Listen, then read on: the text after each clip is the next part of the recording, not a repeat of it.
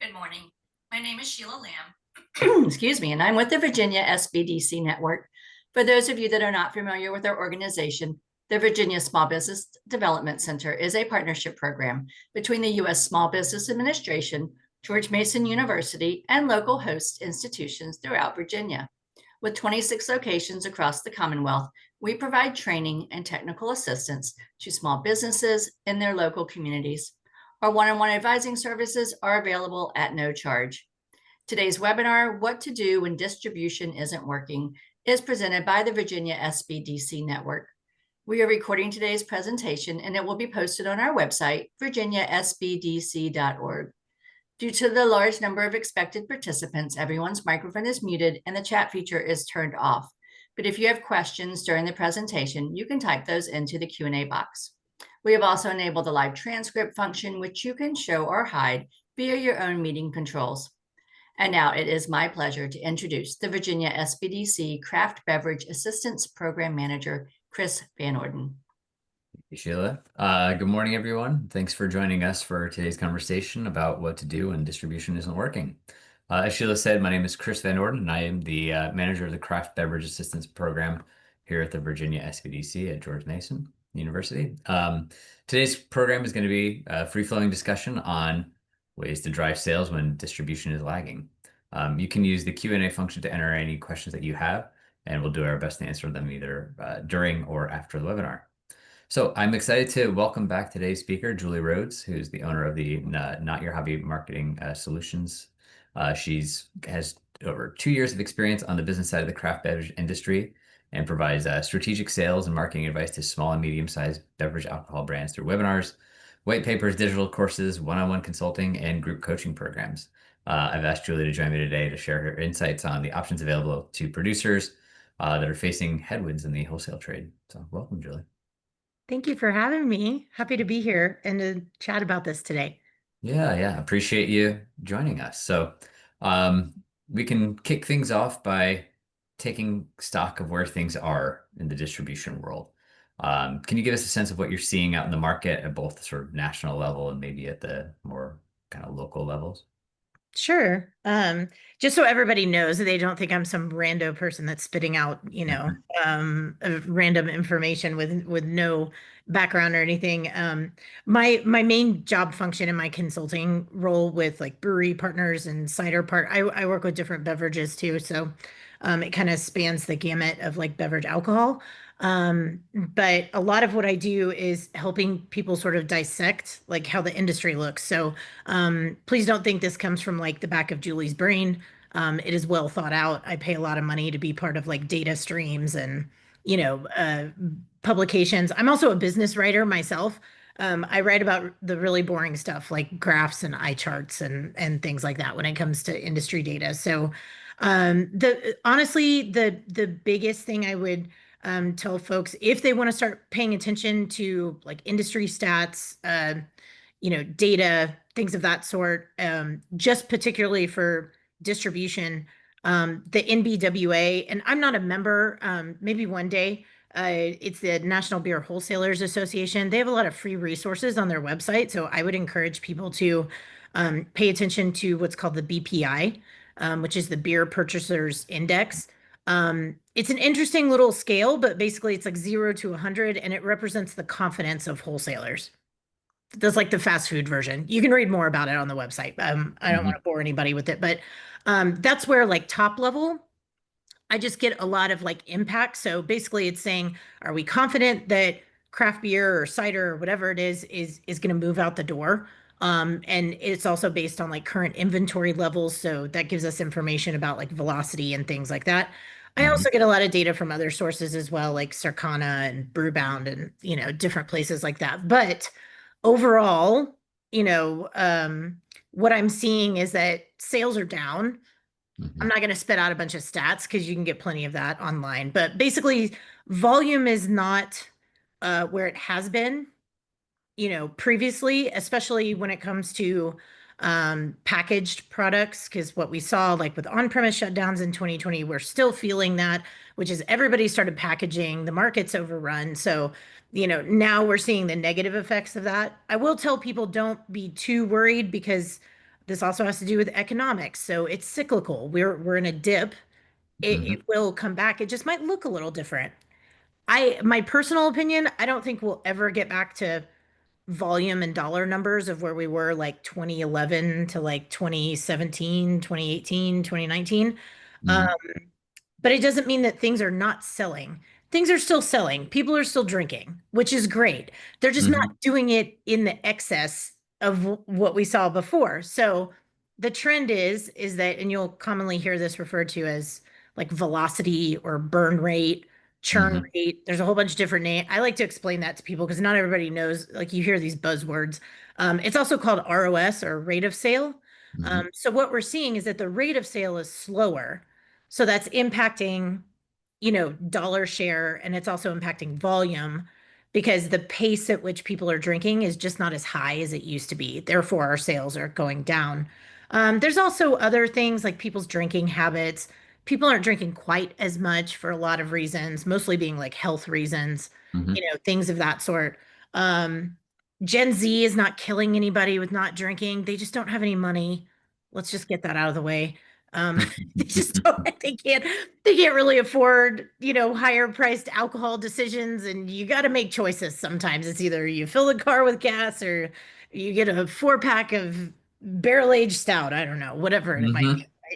Hmm. Right? The other thing that is coming up quite a bit, and this is really boring to talk about. I'm just going to warn everybody right now.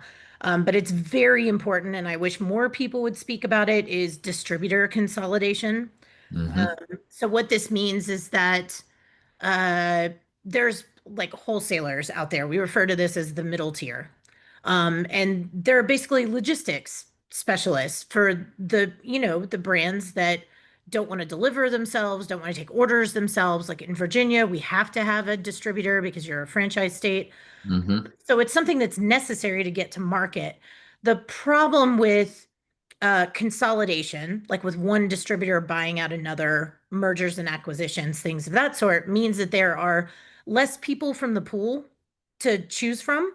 Hmm. And so what we see with that is that smaller emerging brands have less choices and it creates a bigger barrier to market, Hmm. unfortunately. And then also, as we have less wholesalers, their portfolios get bigger. So then there's a lot of brands that sort of, for lack of a better term, get sort of shoved to the back of the bus. So Hmm. they're not quite getting the attention that they want or that they deserve. So kind of overall, the category for beverage alcohol is pretty much down across the board. And by the way, that goes for beer, wine, spirits, cider, F&Bs. I think the one Hmm. exception that I've seen lately is spirits has seen, like liquor has seen a little bit of an uptick, but everybody else is pretty much down. So you're not alone. You're not in the boat Hmm. by yourself. The market is pretty saturated. There's a lot of brands to choose from, so consumers are kind of overwhelmed. Distributor, that middle tier is not really in great shape right now. And then it's just challenging to get to market. And then I'll stop talking about the negative stuff because we can move on to solutions. It's important to look at these things honestly, right? And right for people who are living it day to day, right? Trying to know like, hey, what's the context that I'm operating in here? It's not just you. I mean, you may not be feeling all of these different trends individually, but it's good to know that, hey, if you're feeling three of them, like these are part of a larger thing that's happening. It's not um, something unique to you. So there's a little bit of consolation I have there. So Yes. can you talk a little bit how like some of those things that you mentioned are impacting individual companies? If you have any specific but anonymous instances that you feel really kind of capture the current moment. I personally just from like the brands that I work with, Hmm. what I'm seeing is the hardest thing to bear is just that drop in velocity. Hmm. It's just our sales numbers are coming in. And, anyone that I work with, like I'm checking sales data weekly. I know not everybody does that. Some people do monthly, some people do quarterly. Some people don't do it at all. If you're not doing it at all right now and you're watching, like please start doing it now.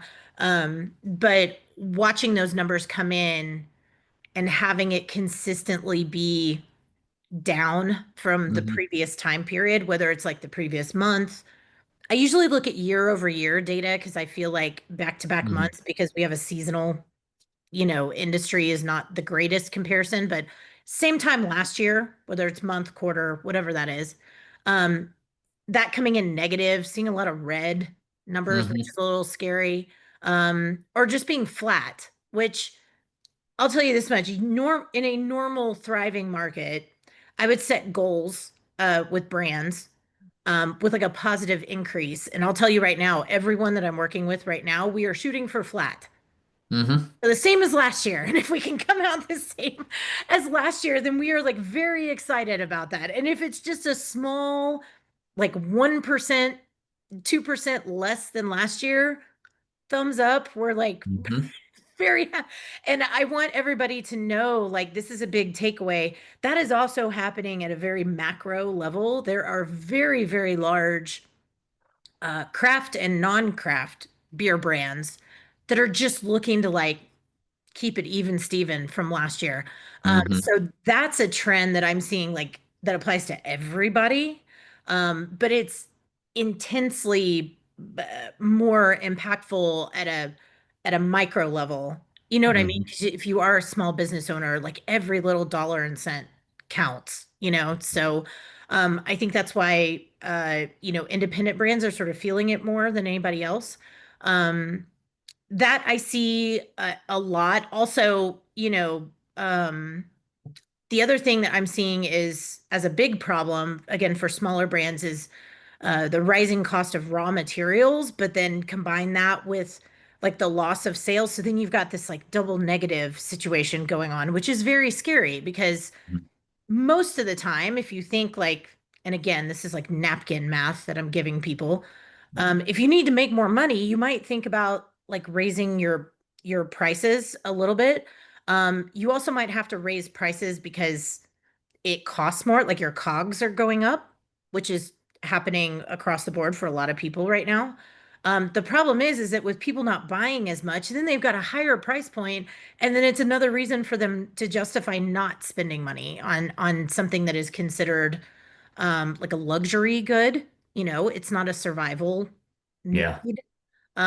So that's something that I'm also seeing is the margins are just not as robust as they used to be. So I would say, decreasing margins and then decreasing velocity are probably the two biggies right now. Hmm. Hmm.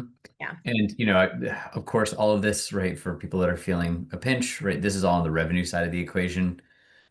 It's a good time to get sharp on, right, your own operations and making sure that you're doing your costing and, that you have all of your Yes. expenses fully Yeah. dialed in because that might make the difference. That's a whole additional conversation, but some of that will be part of this, of, right, like what are you investing in on the sales front, making sure that it has the ROI that you need. If it's not resulting in more sales, maybe there are other strategies to explore. So, Yeah, I hate talking about that. And I will preface this by saying I am not a financial consultant. I failed accounting in college, by the way. I had to take it like three times.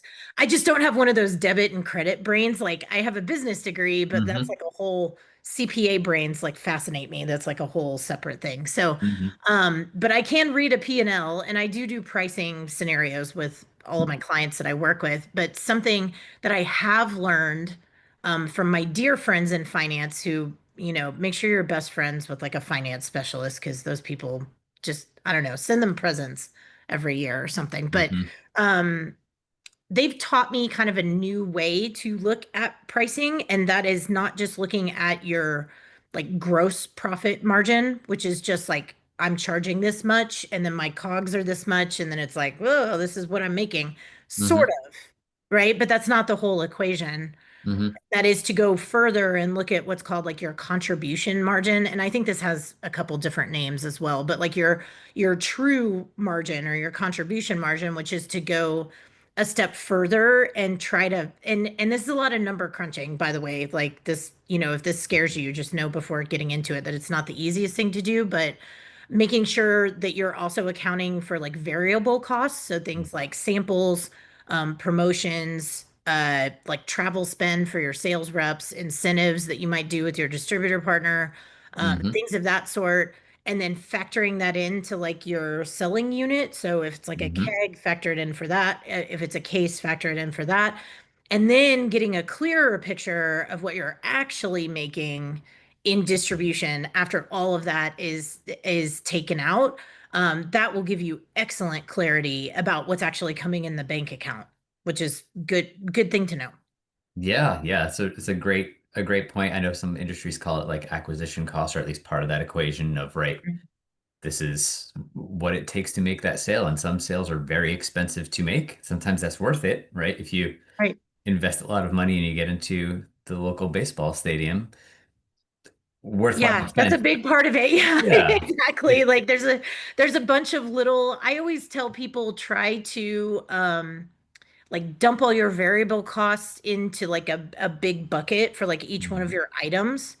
And then parcel it out by selling unit, and then you can kind of get like a rough Mhm. idea. Because I know variable costs are not the easiest thing to figure out, but take a big, like, I don't know, your annual data set from 2024 and then Yeah. go from there. Yeah. Yeah. It's an interesting thing. That in and of itself is helpful. I appreciate that. Well, Sure. I know we've started out with a little bit of doom and gloom, and I don't want that to be the tenor of this conversation. Especially Julie, you're a very upbeat person, which I appreciate. So Thank you. I try to be. I think it's, like, hey, there's still things to do. So, right, there's lots of strategies that are out there for getting sales back on track.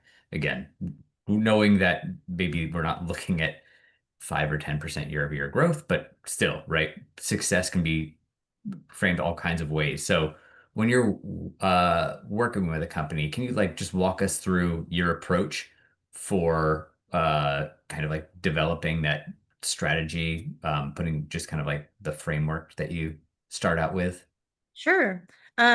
Actually, that was a really good segue that I tossed out there into this, and like that was sort of an accident. But the first thing that I force people to look at is margins. Like, what are we actually bringing in the door, and what do we need to bring in the door, right? To like keep things afloat. Like, you want to know, break even point, but then also like how are we profitable? What does cash flow look like? Things of that sort. So, digging into your financials, I would say that's first and foremost, and then really getting clear about the margins that are being contributed by distribution. Yes, you should do that for other areas of your business, but since we're talking about distribution, just speaking to that. Hmm.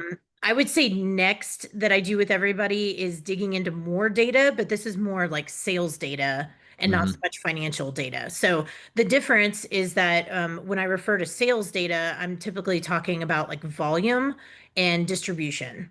Um, Hmm. I know that's a little confusing because it's also called the distribution channel, but for anybody who's new to the industry that might not understand that, when we talk about distribution in terms of regarding data, it has to do with your footprint. Um, Hmm. like where are you selling? How many people carry your products? So like what that sort of sales map looks like for you, and are you saturated in the market? Are you not saturated? What is your market? That's like your market share, basically. So like out of 10,000 retail accounts that we could sell to, if you're in 1,000, then that's your market share, roughly. Hmm. Again, without going into like severe calculations on a webinar, without having Yeah, yeah. There's a a no visual to show PowerPoint people. setting. Yeah. Yeah, yeah. But so digging into that and looking at like how much liquid volume are we selling, which is typically communicated in case equivalents or CEs. So that's the liquid equivalent of a 24 unit, 12-ounce liquid container of some kind, bottle, can, Hmm. whatever it might be. Um, it gives us a control group for that, basically going into CEs.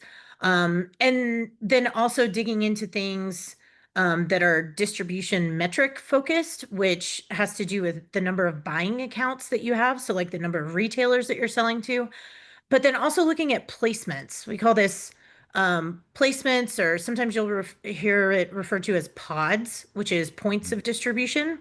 It's like Hmm. a fun little acronym.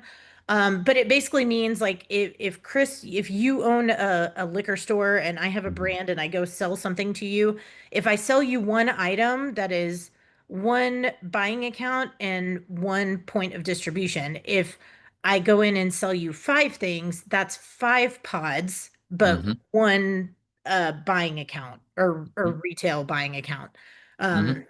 So I just knowing the difference of that, like when, having people dig into their like sales data, those are like the 3 big things I would look for is case equivalent, volume, number of placements, and then number of buying accounts. And then analyzing that to see like where are we losing, like what's working and what's not working. Did we lose accounts? Did we add accounts? Did we lose placements? Did we add placements? Mm-hmm. And just don't worry about the numbers too much. You're just looking for trends. Like Mm-hmm. overall, don't get bogged down in the weeds with numbers right away. You can figure that out later. And then also just as simple as like, what did we sell last quarter versus the same period last year? Mm-hmm. Is the volume down or is it up? And just looking at things like that. Next, I would take a look at what I just call like sales power. Do you have a sales rep? How much attention is your brand like getting in the market, or how much are you putting out? So, have we thought about hiring a sales rep? I strongly, strongly recommend that people have a dedicated sales rep in a franchise state. Mm-hmm. I think that's some states that don't have the franchise laws, you have a little bit of wiggle room. You could kind of put that off for a little bit because I know it's a big expense, but that would be like a best practice thing for me on like a checklist. And then also, how are you working with your distributor sales team? Because like those reps are going out and talking about your product, hopefully, and they're the ones taking orders. So, are you educating them? Do they know about your products? Do they have the materials they need to sell successfully in the market? And addressing that. The other piece is marketing. And I won't go too deep into this because marketing is a big giant dump truck of stuff, but just Mm-hmm. making sure that you are getting the word out. Do people know that you have things for sale outside of your tap room or tasting room, whatever it might be? Can you put like a beer finder on your website? Like, can you, talk about it on also, I'm going to say social media, but I want everybody to know right now, social media is not a sales channel. Please don't use Mm-hmm. that as a sales channel. It's not reliable. But it Mm-hmm. does help you spread the word. Like, hey, look for us outside of the tap room. That's a great way to do it. Using something like LinkedIn to connect with retail buyers. That's a Mm-hmm. fun little I don't like calling it hacks. I could use call it like a tip that I give people is that Mm-hmm. they typically think of LinkedIn as only like a job site. It's actually Mm-hmm. wonderful for B2B networking. So just little things like that. That's kind of my like punch list of what I would go through with people. Yeah, that's great. And I'll say, I know in Virginia, the wineries have been working with the Virginia Wine Distribution Company for a while. Now we have the Virginia Beer Distribution Company, which is up and running. So it's for some folks who either don't have a relationship in place with a current distributor in specific footprints, or right are looking to maybe use VBDC for the first time in other territories. Some of those things will still apply, maybe even more so. You mentioned the sort of data driven decision making and having a rep out there to go and service these accounts. Right, these are all the more important there. So I just want to acknowledge that that's an option that is on the table It's a now for wonderful wineries. option. Yeah. I'm not getting anything from that department right now, but I can tell you right now, I it is my job to know what's going on with most of the states, as far as distribution laws go. Virginia has that is one of the most creative solutions that I have seen for allowing small brands to get into the market. And I'm not just saying that because we're on this right now. It really Mhm. is a very cool solution, and it does allow for like emerging brands to get into the wholesale channel easily. So Yeah. it's fun to watch. Yeah. Definitely worth exploring for folks who have that option on the table. Again, if you're tied in with somebody being a franchise state, hey, there's still other things to do. So I think starting off with sort of the first point that you mentioned there, the sort of power of data. So can you talk a little bit about how producers can use data to kind of refine their strategy and get back on track? Yeah, sure. Also, if anybody sees me glancing, yes, I have multiple screens on my Mhm. desk, and yes, I have to take notes because I'm getting up in years and I don't remember as much as I used to.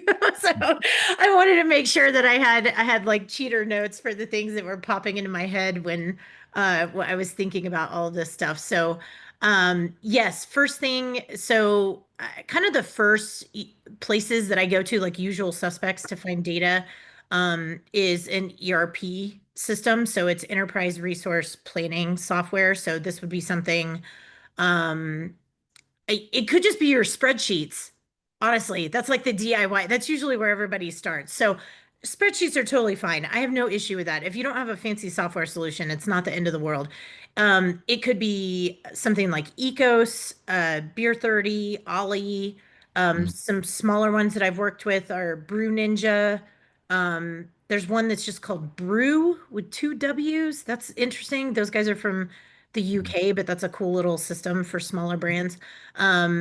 So it could come from there because what you're seeing is not only how much you're producing, but usually those systems handle invoicing and they're connected to something like QuickBooks or Zero or, something like that. So you're going to be able to get like very simple reports on sales data out of that.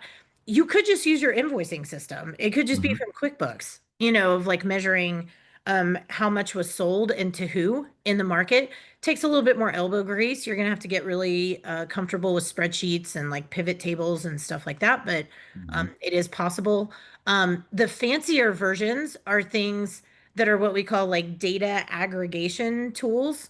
The heavy hitter in our industry is VIP, which is Vermont Information Processing.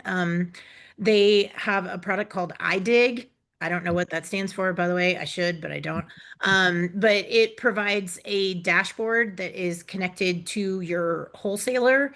A lot of people use this because if you have multiple wholesalers, it helps you keep track of what everybody's doing all in one place. It's like speaking a separate language. I speak it very fluently, so forgive me if I like spit out acronyms that somebody doesn't know what it is. But VIP is sort of like my gold standard for distribution data. Mm-hmm. They aggregate it for you and they put it into like very like user-friendly reports. Um, LilyPad is another one that's more of like a data and like CRM like combo. And then you've got ones from your distributor themselves. So a lot of wholesalers, in fact, I think probably every wholesaler, with a few exceptions of mom and pop places, have their own data systems that you can ask them for reports. So just ask. Don't be afraid to ask. That's not a big ask. That's not unusual. So they might be using something like Encompass or EOStar, or again, these go into like different acronyms, but they have their own data systems. They might be able to hook you up to a portal. You can see things. It's already done in a dashboard. That'll save Mm-hmm. you a lot of time. Second piece, I mean, first piece is access to the data. Second piece would be like, what am I actually looking for? I kind of alluded to some of that already. You're looking for Mm-hmm. volume and like trends. You're looking for placements or PODs and trends for that. And then finally, buying accounts, or in the VIP world, we call it did buys. So if you're using VIP, that's kind of the VIP language. And then I would dig into those of like, is it up? Is it down? What kind of, give yourself a good little chart that you can look at. Don't just look at numbers on a page because that doesn't really mean too much. Once you get a good feel for the trends, then you want to start like drilling down into those. Like, okay, I have a loss in volume. Where is that coming from? Mm-hmm. First place I would go is it on premise or off premise? Those are like the two big buckets, right? Or maybe you look at draft versus package. Is it Mm-hmm. cases or is it kegs? You know, but you want to keep drilling down into that like data rabbit hole until you can pick out pieces of things that are valuable. Maybe it's okay, we're down in off premise. Let's see what that is. Okay, it's our Imperial Stout that's bringing Mm-hmm. us down because we were able to like drill down into that. Maybe we really want to look at that. Is it something that we should be making? How many accounts are buying it? So that's kind of where my brain goes with that, if Mm-hmm. that helps. You just really want to like don't just stop at the big numbers. Use that as like a 10,000-foot takeaway and then just go further into it to see if you can find specifics and then start to try to dig out areas of opportunity. Mm-hmm. Yeah. It's I don't know, at this point a bit of a truism, but that right, what gets measured gets managed, that kind of thing of Yeah. these data And exist. It's figuring out what I, to do. You need it. yes. And I'm going to be a little harsh for people on this call right now. And Chris, I hope you know me. I hand out tough love too. I love Mhm. everybody in this industry, but you are not too small to look at data. And I yell at people that tell me that all the time now. I Mhm. used to be like gentle about it, and now I'm pretty like mean about it. You, especially as a small brand or small business owner, you can't afford not to look at your data Mhm. anymore. Like it's just something, it's like using a CRM or like a different piece of brewery equipment. You just have to make it a new habit. Even if you can just look at it for 30 minutes a week, just like once a week. Just start there and like build a new habit and take a look at it because um if you don't pay attention to it, that's just like putting money in a bucket and setting it on fire, Mhm. and I don't want anybody to do that. So please look at your data, no matter how small Mhm. you are. Yep. And data doesn't, yeah, it doesn't have to be a very expensive data set. You've got your own debt, you're generating it yourself. That's Absolutely. yeah. Yeah. Well, I think people that may not even be regular users of data hopefully are looking at their data right now because it is the time of year when producers are meeting with their distribution partners to plan for the coming year, the ABPs, annual budget planning meetings that are coming here where, right, if you work with distributors and you do not have an ABP, request one. They do these.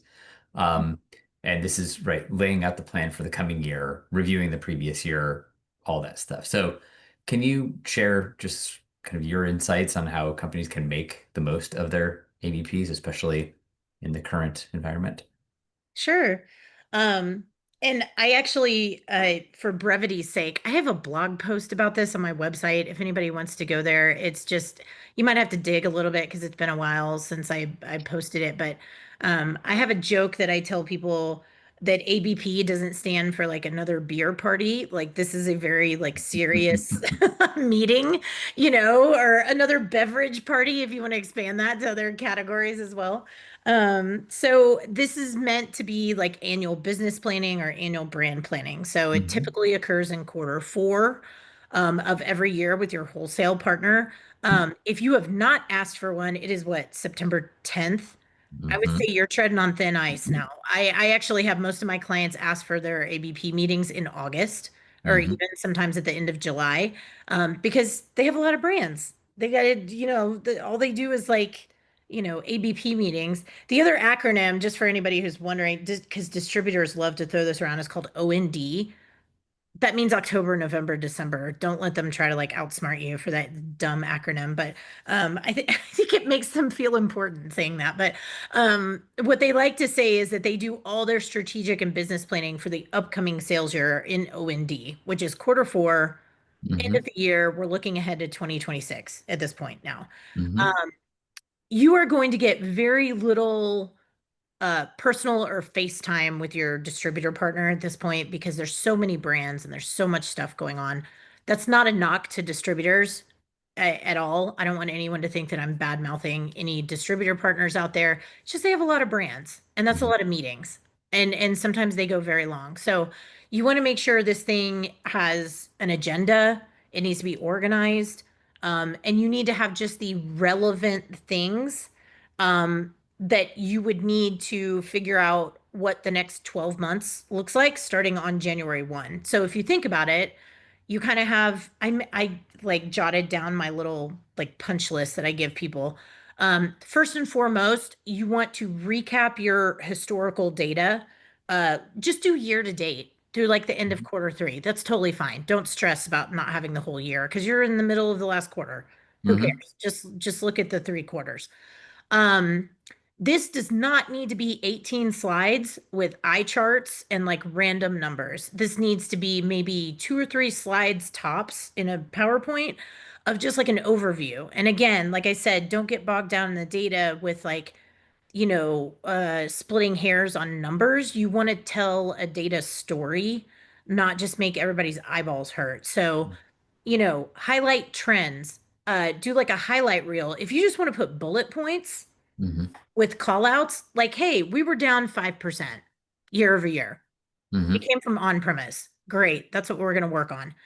We don't like this product. It's not doing well. We might cut it. Like literally it can be that short, that short and to the point. Mm-hmm. Don't think that you have to justify it with like 20 gazillion slides with fun charts. Charts are great. Don't get me wrong. I do like charts to explain stuff like what does my market share look like? Who am I Mm-hmm. selling to? What are our best sellers? Like overall, through the whole thing. Those are Mm-hmm. fun. I like pie charts for those. This is a great visual and it tells a great story. So recap historical data, like at the very beginning, just get it out of the way. You don't want to spend too much time on that because we're forward thinking in this meeting, right? We're planning Mm-hmm. ahead. Next would be presenting what you would like to sell next year. So revenue, volume. Mm-hmm. Typically with wholesalers, it's volume. You don't really talk about revenue too much, Mm-hmm. honestly. That's usually just for self-distribution. And it's usually just internal. So we're looking at volume, like forecasting. The way that I like to do it is to give them one big giant number that looks scary for the whole 12 months. But then I like to break it down month by month so that they have a monthly goal, like Mm-hmm. expectations right out of the bat. Like we're on the same page. This is what we want to sell. Awesome. If you're a larger brand and you want to go further into that and you want to drill down, express it as the number of placements that you want next year, Mm-hmm. the number of buying counts that you want next year. And honestly, that's a really good start. It's just 3 sets of projections. And to do that, you don't have to do the placements and the buying accounts month by month. That's very like ticky tacky. If you want to just Mm-hmm. give them a rough number for the year to shoot towards, awesome. That's great. So, Mm-hmm. getting through goals. Um, the way I set goals, just so everybody knows, I like to do that uh BHAG Jim Collins thing, where you do like a big, hairy, audacious goal that scares the pants off of everybody. But then you say, but our realistic goal is to get to like 85% Mm-hmm. of that. So we're shooting towards a big number because we don't want to undercut ourselves. But if we can't get there, we'd like to get at least 85% of the way there. Mm-hmm. And then everything feels good at that point. So Mm-hmm. that's kind of how I do projections. The other thing that you would want to do is a brand calendar. I think that's super important. I don't see enough brands doing that. But it's just a calendar. It's a plan on a page for what you're going to produce for the year. So like we've got our flagship items, those are year round. We've got seasonals. Say you have 4. This is when they come out. Then we got some special stuff. This is when they come out. And it just looks like a calendar grid. That's it. Mm-hmm. It doesn't have to be fancy. You could do it in Google Sheets. Yes, bigger brands have fancier ones. And yes, we use those as sales material later on, but you don't have to do that. That's not like Mm-hmm. a must have. But the calendar itself is a must have because, again, it sets expectations with your wholesale partner. This is what we're going to be producing. We won't sideswipe you with a new project, a new product like later on and expect you to Mm-hmm. take it. Like you can expect to get these things. Um, the other thing that I would say is definitely highlight anything new that you're putting in there, like innovation products that you have coming up. Do Mm-hmm. not stress if you don't know what that is. If you have a super creative head brewer and you're like, we're going to do something real fancy pants at this time of the year, we just don't know exactly what it is, that's perfectly fine to say that. We have Mm-hmm. something really cool planned for the month of July next year. I just can't tell you exactly what that is because we're going to see what happens. Even if you just have a placeholder that they can sort of put in the back of their brain of like something cool is coming, that's totally fine. Just label it as like super cool secret project. Mm-hmm. They won't mind, so but also, any type of like programming that you might be doing, like promotions that you want to do with the wholesaler, not in the market, but like in with the wholesaler, any type of discount programs that you might have set up, like quantity discounts or stuff like that. If you have any brand placements or programs with chains. Virginia doesn't have a ton of chain stores. Um, yeah, you'll have a decent amount, but not Yeah. like Texas or something where it's like totally, it's like all That's chain it. The business. whole game. Yeah. But if you have any program, like if you've talked to Whole Foods and they're like, yes, I want to bring in this product, definitely this would be the time to like give a heads up to your Mm-hmm. wholesaler of like, hey, we're going to be selling to this new chain of Whole Foods and it's going to cause a volume spike, just so they know what's going on and what they need to be prepared for. Any pricing changes that you might have. So I like to go through like a pricing grid with them. This begs more discussion time of like, how do I price things? And I won't get into that, but I would say I'm a big fan of tier pricing. Mm-hmm. So like everyday core stuff, just line price it and then maybe have a second bucket like tier two where it's like more expensive stuff and then put like your seasonals and the special releases in there.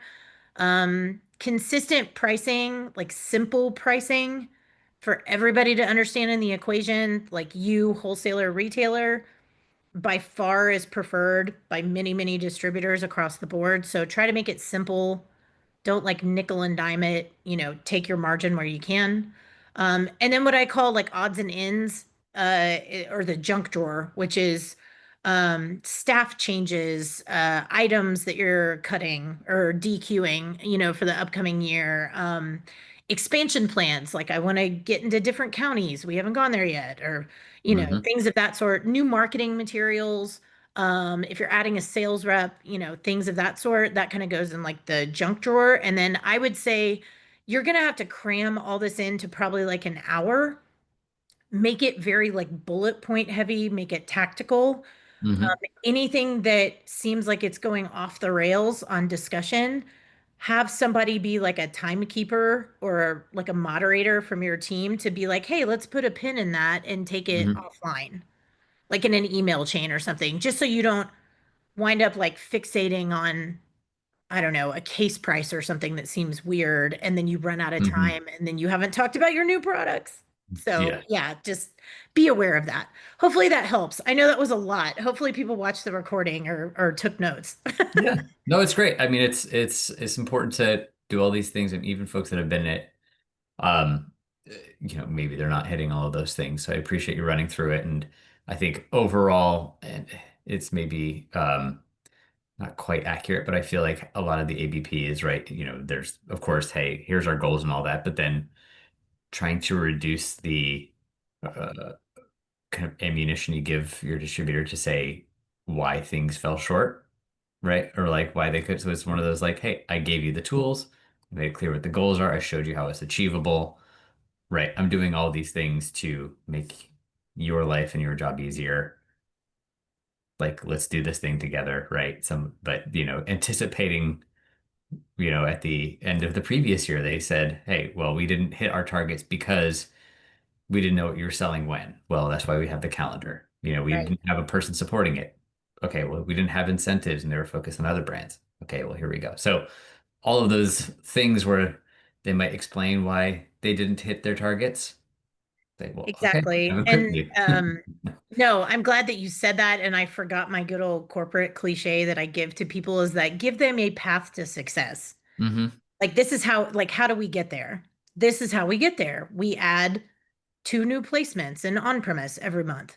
Hmm. That's it. And let's just do that together. You know what I mean? Whether it's from my rep or your rep or whoever. The one thing, this is on my pet peeve list, and I'll just go ahead and say this, that I'm seeing from a lot of wholesalers lately is that they come into this meeting expecting brands to be like, why the heck are you down? What's going on? Everything is red. Like what, you know what I mean? And then they sort of have their defense wall up before you even get into the good stuff. Mm. And a lot of them are saying, well, the category's down. The category's down. And then there's no other explanation. So I would encourage and enable brands to ask them and say, yeah, I get it. I see that the category is down. I'm fully aware of that. But what I would like to do is can we figure out together what's not working and then make Hmm. a plan to try to fix it instead of just hanging out on all the like the doom and gloom stuff that we said at the beginning of this session. Hmm. Instead of hanging out there and commiserating together, we see the data, we know what's going on. Let's just figure out exactly what's going sideways with with our particular situation, and then Hmm. come up with a plan of action instead of just being like, and then everybody's sad. So, Yeah. yeah. Yeah. It's yeah, in the end, right? When this works well, like everybody makes more money when we're successful, of course, right? In the end, there are you want to make sure that your specific brand is the one that's getting the attention. Absolutely. Yeah, that there's a lot Yeah. there to compete with. So right, of course, like distributors are asking more from their suppliers, right? And finding ways to kind of add that value and help to drive those sales. So, can you talk about some of the smart ways that producers can help to drive sales through existing distribution channels that they're right already in? What are some of the things that they can do? Sure. And not a lot of people are going to like my answer for this, so I'm Hmm. just going to rip the band-aid off. It's more work on your part. That's just the long and short of it. It's distribution sales success is not something that you can put in a crock pot and put on autopilot these days. It has to be very proactive. That Hmm. is the key word. It cannot be reactive. Now, that being said, there are more than one ways to do this, like with part-time help, an owner pitching in. Obviously, ideally, it would be having a dedicated sales rep, like full time, Hmm. watching everything. It's not the end of the world if you can't do that right away. It's a chicken and egg situation, right? Like we got to sell more, so we need a rep, but we can't afford a rep because we have to sell more before we hire the and then ugh, and I hear that all the time. So please know, like best case scenario, you have a dedicated rep that's out in the market 40 plus hours a week, um, you know, knocking on doors and whatever, saying you want to put on that, pounding the pavement, Hmm. speaking up for your brand. You can't just rely completely on the distributor sales team. Again, with the influx of brands that we saw into the market in like 2021 and years following that, there are too many brands to get the personalized attention that we used to get. For anybody who is in here that's an old industry vet like me, like 20 years ago, I had distributors begging to work with me. Can we do a work with day? Can we do a ride with Hmm. day? Oh my gosh, you're going to come in and give a presentation? Amazing. And like now it's like you have to fight people and like stab people in the back to like get in front of the sales team? So know that it has changed. It's not you. And again, that's not in any way, shape, or form to knock distributors. They just have too much on their plate. They get too many brands. You're talking about a typical distributor rep probably visits 100 to 150 different retail accounts weekly. Hmm. And think about it. If they have like 50 brands in their portfolio, holy smokes, what are they like the road runner? Like that's like impossible. You know what I mean? Like that's a lot to do. So give your distributor sales reps a little bit of a break. They have a Hmm. lot on their plates as well. But that's why that second layer is so important, like having an extra face in the market. Even if it's just you as the owner doing like part-time sales, Hmm. a lot of owners, I tell them, if you're going to do sales yourself, unless you can dedicate 2 full work days, like an 8 hour workday or like 15 to 20 hours a week in the market, if you can do that, do it yourself. If you can't, you probably need some extra help, even if it's part-time. So that's kind of my litmus test for Yeah. anybody on here. Because those amount of hours, like 20 hours a week, is probably the bare minimum that you could get away with of having extra help and having it be beneficial. If Hmm. it's like 2 hours a week, is probably not going to cut the mustard. But here's the other advantage is use digital to your advantage. Like everybody, people are very like tech savvy these days. So, um, can you set expectations with retailers of just saying, "Hey, it's just me. I can't be here in person all the time, but I sure do like you and I really appreciate your business. So, I'm going to send you a text message or an email, or if you prefer, I could give you a phone call." All you have to do is ask and just be Hmm. honest about it. Hey, when we get bigger, I can send a rep in here every week. That's awesome. But for right now, I'm going to have to communicate digitally. I see a lot of brands too that they don't place orders themselves, right? Because we can't do that with a wholesaler, but they can pre-sell and get a verbal commitment from somebody and then pass that along to your wholesaler. That's great. That's a great Hmm. solution, right? So using different things like apps and technology and texting and phone calls and emails and stuff like that to sort of double yourself when you don't have enough money for a dedicated rep yet. But I would prefer a dedicated rep. Um, the other thing is, are you engaging their uh, sales rep team? So doing these things called like they call them GSMs or general sales meetings, and different wholesalers have different acronyms for this. But if you Hmm. ask for a general sales meeting, they'll typically know what you're talking about. Basically, you get like 30 minutes to an hour, you present your products to their team. They get to know you a little bit more. They get to know your products. Maybe you sample stuff. I always brought food. I always feel like people pay attention more if you bring food, like donuts or something, because it was like typically in the morning, Yeah. things of that sort. But you do need to get in front of your distributor sales team. The other piece of that is constant communication. Even if you don't have a rep, even if you can't do the sales meetings, make sure that you're meeting at least monthly with your brand manager. That Hmm. will go a really long way because then basically what you're doing is taking what you did in the ABP and you're whittling it down to like a month view. Hmm. And then you do like a little touch base. Honestly, I do these in 30 minutes over the phone with brand managers now because it's easy for them. It's quick, it's Hmm. focused. You need to come with an agenda, but know it typically involves like what we have done in the past month, what we need to do in the next coming month, and then any logistics that need to be hashed out. Yeah, it's a great tip, right? People you Mhm. spend all this time planning out the year, and if you're not checking in regularly, who's to say if you're anywhere near your targets? And Right, like, all of a sudden right. you're end of Q2 and you're like, whoa, we're 10% below what we wanted to do. And like, well, if you've been checking in monthly, you can say, okay, well, we're not hitting these targets. What do we need to open those more points of distribution that we said we were going to do? Like where, Yeah. and yeah, much easier to do if you're tracking along in more or less real time. So, right. So all that extra support, ideally, those existing distribution channels that you're servicing, get them on track, try to, right, be in line with your goals and expectations. Of course, right, all of these macro issues, relying on existing channels is not really going to cut it sometimes for some companies, especially if you've been around a while and you say, hey, we need to be at these numbers and the market's contracting, then you need to find other places to move product. So, what are some other ways that companies can like drive revenue outside of their existing channels? Okay. And again, I'll try not to hang out on this on too long because I could talk about this all day, but Yeah. something for people to consider first, look in your own backyard. Like think about what you have. Space, like your real estate, you know what I mean? Tap room, Mhm. tasting room, like how can you utilize that in creative ways? Because that's going to be direct margin for yourself. No knock to distribution, but if we're looking for creative solutions here.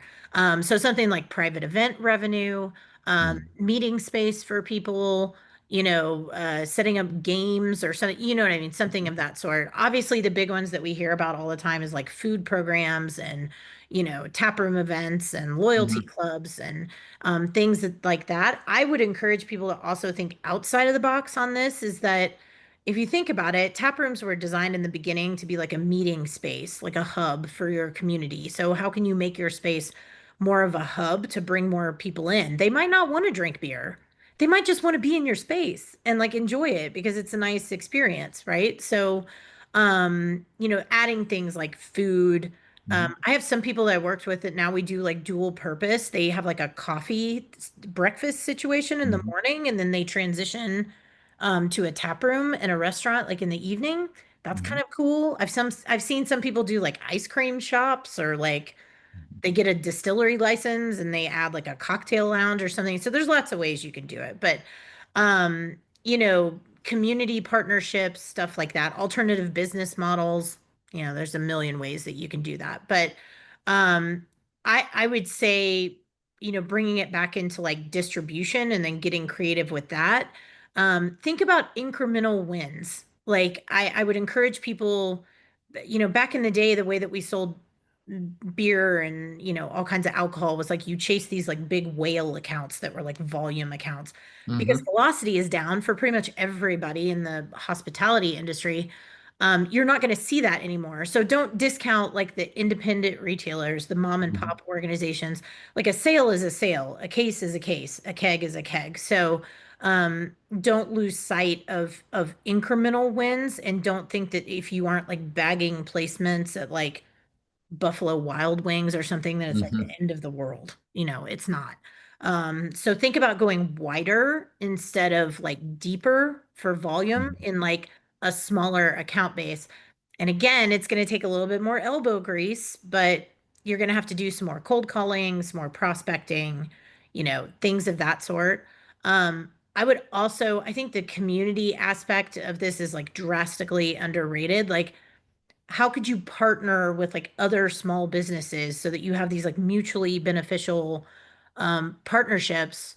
I'll give a quick example is that I worked with a brewery a couple years ago that they had a lot of skateboarders that came into there was like a skate shop like really close to Hmm. their tap room and they went in on a pair of like shoes, like skate shoes in connection with like a certain beer that they were doing. And then we were able to like cross promote and they got like a temporary license and we like sold it in two places.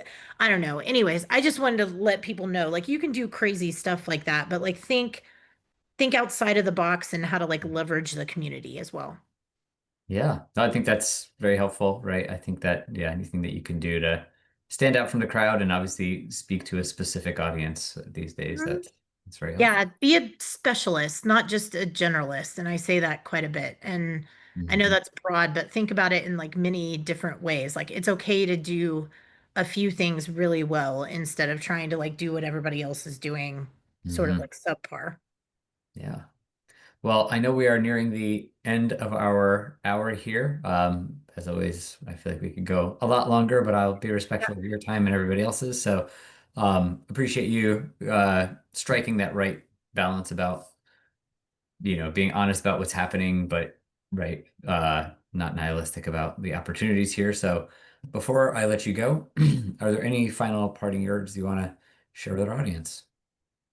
Yeah, I made myself like a little post-it with like four things that I wanted people to like take away with them. And that is you have to have a strategy for distribution at this point. There's too many speed bumps that you have to get over. You can't really like wing it. I know we've heard people say like it's not the 2010s anymore. It's really not. Like it's not just that you just like put something out and it sells automatically. So I want you to have a strategy and not just a plan. There's a difference that, like, if I say I plan to go to Europe with my family next year, that's different than me having an itinerary and a strategy of like when we're flying out and dates and stuff like that. So that's usually the analogy that I give people is create a strategy, put something concrete on paper, get your numbers and focus on those. Um, I said it once before, you are not too small to track data. So just try to make that a new habit. If you're not looking at it, just start little, like just start paying attention to it. You don't have to do anything with it yet. You got to get comfortable with it. So just start looking at it, get comfortable with the terms that we talked about, get comfortable looking at those numbers, and train yourself to sort of pick out the trends. The other thing is know your dollars and cents. So know your financials. Really, one again, KPI with the, acronyms, key performance indicators that I tend to look at, that's like a go-to for me is revenue per CE. So that's very much like a internal, that's an internal Hmm. like goal number that or a metric that you can track is that how much am I making revenue wise per CE? You could also do it as like true profit as well, but Hmm. that way like okay, if I sell this certain volume, I'm going to be making this much money. And that's a great metric to start with is just like one big one. And then finally, just make sure that you yourself and your team is properly trained for this kind of stuff. That's another problem for another time, but and I know people think I just say that because I do sales rep training myself and I teach like sales teams. I made a ton of mistakes in my career in supplier side sales because I did not get training and I had to learn the hard way. And I feel bad when I see that happening to other people, which is why I now teach this. Because I feel like sales training is not sexy and not exciting at all. And I totally understand that, but it is absolutely necessary because that person, that rep is your revenue driver. And why would you want to send them out into the world without having any semblance of like what's going on or how to attack the market? So please get some sales training, some sales help. It doesn't have to be alcohol specific, like just get from anywhere, read a book. It's as simple as that. Watch something on YouTube. I don't know. But please train your staff, please. I love it. Well, maybe that'll be a conversation for a future day, but for now, Julie, I really appreciate your time and expertise, and thanks to everybody for tuning in. I Thank you agree, for having Julie. me. Thank you. Oh my gosh, it was so much good information. And thank you, Chris, of course, for always organizing these events for us. And I want to thank everyone who joined us today. A reminder, you will receive an email with a recording, with a link to the recording. If you would like to sign up for upcoming webinars or access recorded webinars, please visit virginiasbdc.org/training. These resources are designed to be used in collaboration with your local SBDC advisors. You can sign up for a free and confidential session by emailing help@virginiasbdc.org or via our website. And we hope to see you all at our next session. Take care, everyone. Thanks. Thank you.